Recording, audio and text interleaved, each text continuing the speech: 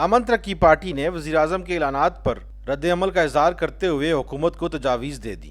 ہفتہ وار اجلاس سے خطاب کرتے ہوئے چیئرمین امن ترقی پارٹی محمد فائق شاہ نے کہا کہ مہنگائی کے خاتمے کے لیے چند نمائشی یا فرمائشی اقدامات دیر پا نہیں ہوں گے۔ ملک میں موجود یوٹیلیٹی سٹورز کے نیٹ ورک کو وسعت دی جائے، جبکہ ذخیرہ اندوزوں اور منافع خوروں کے خلاف کارروائی بلا تفریق کی جائے، وہ چاہے کابینہ میں ہوں، حکومت یا اپوزیشن میں۔ ملک میں کاروبار کے فروغ، روزگار پیدا کرنے کے لیے صنعتوں کا قیام عمل میں لایا جائے، بجلی، گیس اور دیگر اشیاء ضرورت پر ٹیکس کم کیے جائیں اور مانیٹرنگ کا سسٹم مضبوط کیا جائے، تب ہی عوام کو ریلیف ملے گا۔ تنخواہ دار طبقہ، غریب، مزدور اور کسان مہنگائی سے شدید متاثر ہیں۔ حکومت IMF کی طرف سے 200 ارب روپے کے نئے ٹیکس لگانے کی تجویز پر غور کر رہی ہے، جس کو ہم مسترد کرتے ہیں۔ محمد فائق شاہ نے کہا کہ تمام مسائل کے حل کے لیے BWH بورڈ برائے حکمت ایمانداری بنایا جائے، جو پالیسی ساز ادارہ ہو، مانیٹرنگ اور احتساب کا عمل جاری رکھے۔ انہوں نے کہا کہ امن ترقی پارٹی مہنگائی کے خلاف جدوجہد کا مکمل منصوبہ رکھتی ہے۔ اجلاس میں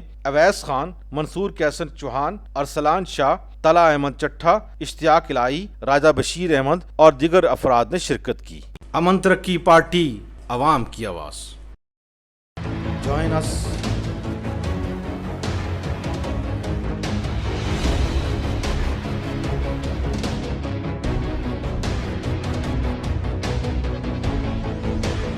امن ترقی پارٹی۔